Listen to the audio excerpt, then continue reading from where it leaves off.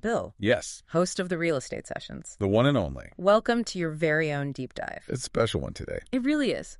We have a highly specific and incredibly important mission for this conversation. Right. We are pulling directly from your personal archives. Specifically, we're revisiting the blog posts you wrote way back in 2012 and 2013. Chronicling your colon resection surgery. Exactly. And we're doing this deep dive to proudly celebrate Colorectal Cancer Awareness Month here in March 2026. Which is such an important cause. But more importantly, Bill, we are here to celebrate a massive, beautiful milestone with you. A truly incredible milestone. You are now 13 years cancer-free. 13 years. With no evidence of disease, NED. That is an absolutely huge accomplishment. It really is. I mean, reading these posts from 13 years ago, it's like looking into a time capsule. It is. And to truly set the stage for this deep dive, we need to understand exactly where you were at that specific moment in 2012. Right, because you were 51 years old. 51. And by your own admission, you were a total surgery noob. A surgery virgin, I think you called it? Exactly. You had never even been admitted to a hospital before. I mean, 51 years without a hospital stay is a pretty spectacular run. It's unheard of for a lot of people. But when that streak finally broke, it broke in a major way. Oh, yeah. For anyone who hasn't been through something like this, what does a colon resection actually entail? Because it sounds intimidating, but the mechanics of it are pretty fascinating. Well, it is major abdominal surgery. So in layman's terms, the surgeons had to remove about 5 inches of your colon. 5 inches? Right, to take out the affected area where the tumor was located. Okay. Think of it kind of like a plumbing issue. They have to remove the damaged section of the pipe and then carefully reattach the two healthy ends. So the system can function normally again? Exactly. But it requires cutting through muscle, completely disrupting the digestive system, and just putting the body through a tremendous amount of physical trauma. But what is so captivating about your writing here, Bill, is how you processed this massive life event. Yeah. You didn't just write some dry clinical log of your symptoms. You compiled your top 10 takeaways from the experience. Which is such a great way to handle it. And that's exactly what we're going to unpack today. The top 10. We really want to extract the humor, the grit, and that highly practical wisdom you shared in those posts. Because your attitude through this whole ordeal was uniquely observant. So let's jump right into the hospital ecosystem. Let's do it. You were thrust into this chaotic, frankly frightening environment. And yet, the very first thing you noted on your list, your takeaway number 10, was sheer gratitude. Gratitude for the staff at Banner Desert Hospital. Right. Which I think is very telling about human resilience. You wrote that from check-in to pre-op to recovery, the team was amazing. You even acknowledged that you had no baseline to compare them to, being a surgery noob and all. Right, but you couldn't imagine a better crew. Starting a narrative about a traumatic medical event by focusing entirely on gratitude is just a remarkably grounding way to frame the story. It really is. It shifts the brain from a state of victimhood into a state of appreciation. Totally. And I was actually struck by a very specific interaction you had right before the surgery. Oh, the nursing student. Yes, the nursing student from Arizona State University named Melanie. Go Devils. Oh, Devils. Fair enough. So you admit in your post that you hate needles. Which most people do. Right. You are getting prepped for major abdominal surgery. Your anxiety is likely peaking, and the nurse asks if this student can practice inserting your IV. And you said yes. Which is wild. I have to be honest, if I'm terrified of needles and facing the biggest medical procedure of my life, I am asking for the veteran nurse. 100%. So why do you think you leaned into that vulnerability there? It's a great question to look at psychologically. It might be about reclaiming a tiny bit of control through altruism. Think about it. You are in a highly vulnerable state, facing an intimidating procedure where you have absolutely zero say in what happens next. Right, you're just on the gurney. Exactly. So by giving someone else a learning opportunity, you are making an active choice. Ah, I see. You wrote that you figured you might as well get a little good karma working your way. Right.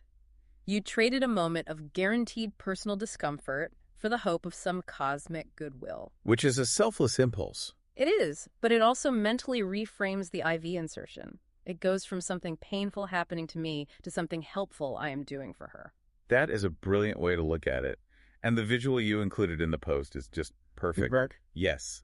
You noted that other than a little blood that spurted on her in the floor, she did a great job. I mean, having a student accidentally spurt your blood on the floor right before surgery would cause a lot of people to panic. Or demand a new nurse entirely. Exactly. But you just rolled with it. You found the humor in the absolute messiness of the situation.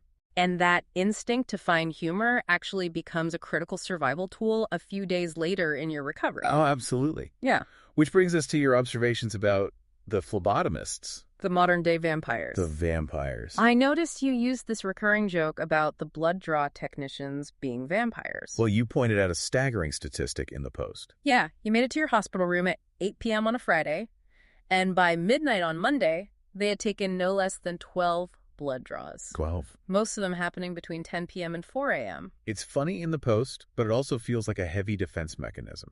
How common is that kind of dark humor in trauma recovery? It is incredibly common and highly adaptive, actually. From an analytical perspective, this is a textbook example of using humor as a cognitive reframing tool. Okay. Because let's look at the reality here. You are in agonizing pain.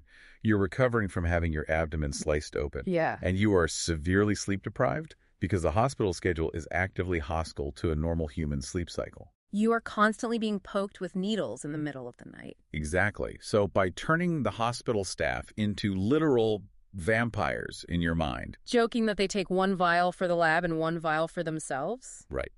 You are taking a situation where you are a passive victim of the schedule and you're reclaiming it through comedy. It defangs the anxiety. It's fanging the anxiety is the perfect way to phrase it. And you weren't just making jokes either. You were actively gathering tactical intel. Yes, the elbow trick. You wrote about this kind, middle-aged, non-vampire phlebotomist who gave you a crucial tip. Hyperextend your elbow. Right. Hyperextend your elbow and keep your arm as straight as possible to make the draw way easier. You swore to use that trick forever. Gathering intel is exactly what you were doing.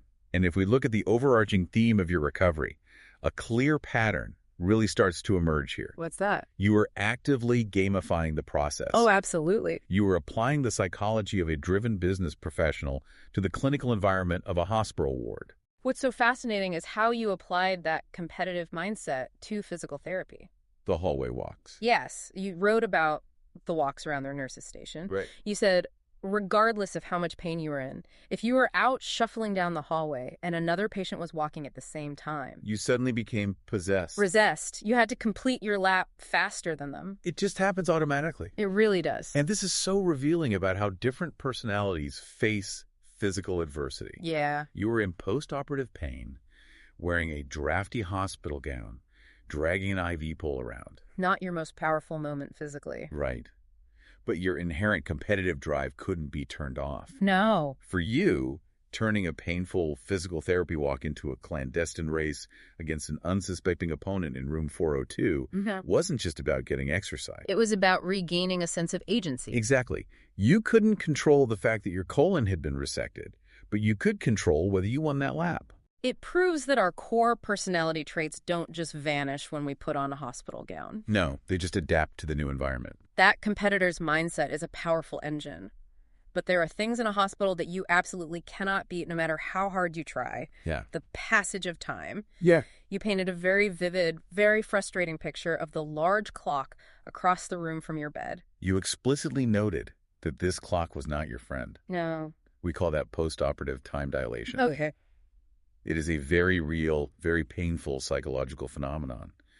When you are heavily medicated, stripped of your normal routines, and in constant physical discomfort, time loses its normal elasticity. Right. The sensory deprivation of a hospital room only amplifies this. I mean, the lighting and the noises are exactly the same at 2 p.m. as they are at 2 a.m.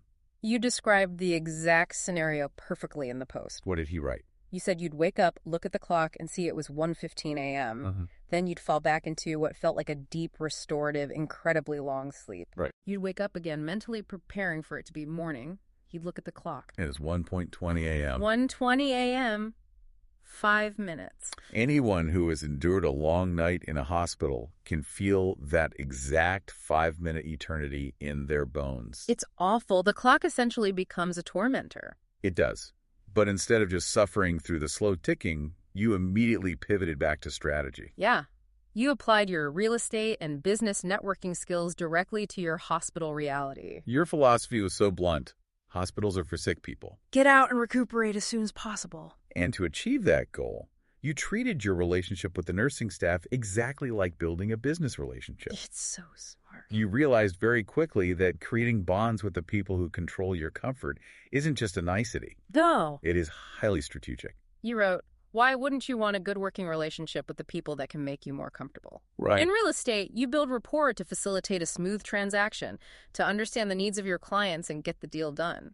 And in the hospital, you build rapport to facilitate a smooth recovery. You treat them with respect, you learn their names, maybe joke with them about the vampire phlebotomist. And suddenly you have a team of allies rather than just a roster of medical providers. It shifts the dynamic entirely. You are no longer just a patient in bed 4.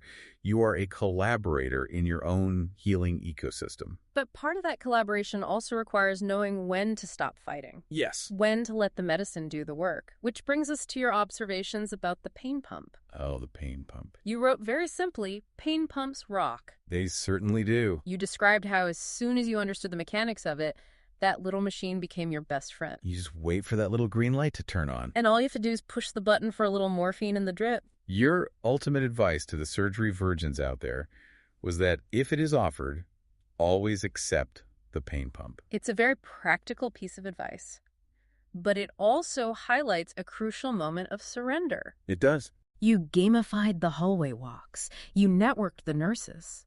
But when it came to the sheer physical agony of recovery, you knew you couldn't outcompete it. No, you had to let the green light do its job. That balance between fighting for control and surrendering to the process is delicate. It really is. And it transitions us into a significant shift in the narrative of your blog posts. Yeah. We've explored the humor, the gamification, the tactical strategies. Right. But your very first takeaway, the most important one on your list, exposes the raw emotional core of this entire ordeal. It strips away all the bravado. Completely. Your number one takeaway was simply this. There is nothing better than seeing your spouse come through the door.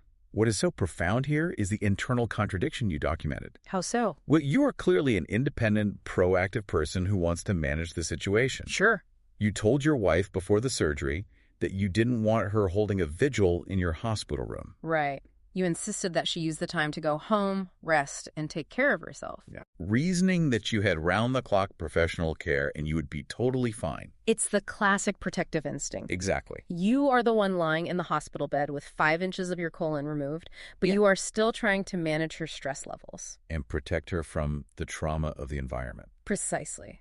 But then you admitted the vulnerable truth. Yes. You wrote, however, to be honest, on the rare occasion she was not there when I woke up, I really wish she was.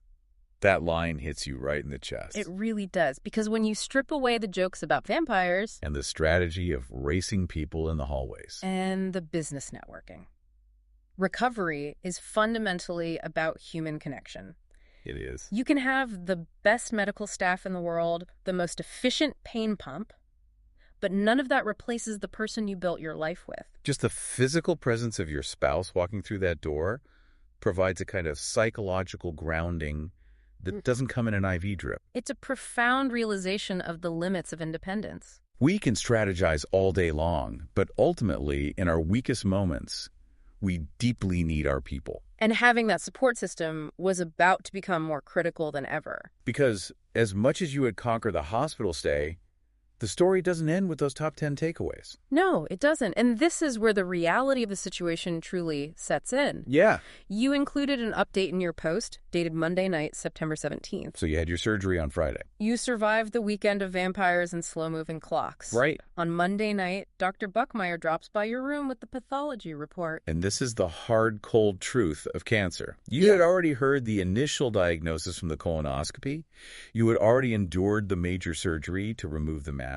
But the pathology report is the true roadmap of what comes next. It tells you exactly what you are up against. Dr. Buckmeyer explained that he was able to grab 15 lymph nodes near the cancer site during the resection. And 9 of them tested positive for cancer. 9 out of 15. For anyone who hasn't been through this or doesn't know the medical implications, what does finding cancer in the lymph nodes actually mean for a patient? It is a massive paradigm shift. Okay. Think of the lymph nodes like the body's highway interchange system. Right. They are small structures that filter substances traveling through the lymphatic fluid. So when cancer is localized just to the colon wall, surgery alone can often cure it. But when cancer cells break away from the original tumor and reach those lymph nodes, It means the cancer has entered the highway system. exactly. It now has the potential to travel and spread to other organs. And finding it 9 out of 15 nodes is significant. It is exactly why chemotherapy immediately becomes non-negotiable. You wrote a sentence in your update that is just incredibly stark. What was it? You said, it only takes one. Wow. It only takes one. That of a heavy, heavy reality to process while you are still lying in a hospital bed recovering from abdominal surgery. The goalposts completely moved in that single conversation. Yeah, you had just spent the weekend conquering the immediate trauma of the resection. You're getting ready to go home and recuperate. Suddenly, the surgery wasn't the finish line at all. It was merely the starting block for a much longer, much more grueling marathon. You noted that the process was starting that very week. You were already setting up oncologist appointments, planning to interview at least 2 doctors, maybe more. You were looking down the barrel of a treatment plan lasting somewhere in the 6-month range. The physical and emotional toll of facing half a year of chemotherapy right after major surgery is something most people can't even fathom. It's terrifying. It is the kind of news that breaks people. Yeah. But it is your reaction to this news, your closing thought on the matter, that truly defines this entire deep dive. Faced with a reality of 6 months of chemotherapy, Dealing with 9 positive lymph nodes. you ended your update with just 3 words. Bring it on. Bring it on. The stoicism, the absolute fierce determination in those 3 words is staggering. It is the ultimate expression of grit. You didn't write, I guess I have to do this. Or, why is this happening to me? No. You looked at a 6-month battle with chemotherapy. You looked at the poison that was going to be pumped into your body to save your life. And you issued a challenge. It perfectly encapsulates the mindset that undoubtedly helped carry you to where you are today. Sitting here in March 2026, Celebrating Colorectal Cancer Awareness Month. with 13 years of no evidence of disease. That bring it on energy wasn't just a catchy way to end a blog post. No. It was a promise you made to yourself in that hospital bed. And clearly, it was a promise you kept. Your archives are a masterclass in how to navigate the darkest, most frightening waters of human health. You blended dark humor to deflect the anxiety of the midnight blood draws. You used practical business strategy to maintain your agency and build alliances with the nurses. You allowed yourself the raw emotional honesty of needing your wife's presence. And when the absolute worst news was delivered regarding your pathology, you met it head on with absolute unbreakable grit. And that is exactly why revisiting this story now is so vital. Your journey is proof that there is light on the other side of that hospital stay. There is a 51-year-old surgery noob out there right now, terrified of their upcoming colon resection, Terrified of what the pathology report might say. wondering how they are going to survive the night with the vampires and the slow-moving clocks. Your story tells them that they can survive it. They can even find a way to laugh through it. It has been an honor to analyze these posts, Bill. Truly. And as we wrap up, I want to leave you with a thought about the surgery noobs of tomorrow. Okay. You documented your journey on a blog back in 2012. Today, as we look around in 2026, we have AI-driven diagnostics, Virtual reality pain management therapy. instant global support networks right in the palm of our hands. Yeah. Medicine and technology have evolved incredibly. They have. But looking back at your 13 years of no evidence of disease, it makes you wonder. Yeah. Has the fundamental human experience of facing that lonely hospital room clock actually changed? That's a great question. Or, despite all our technological advancements, is the ultimate cure for that profound isolation still exactly the same as it was when your wife walked through that door? That is a phenomenal question to ponder. The technology changes, but the human heart in that hospital bed doesn't. Never does. Thank you so much for sharing your story, Bill, for letting us unpack this inspiring, gritty, and surprisingly funny chapter of your life. Here is to 13 years cancer-free. And here is to many, many more. Keep bringing it on.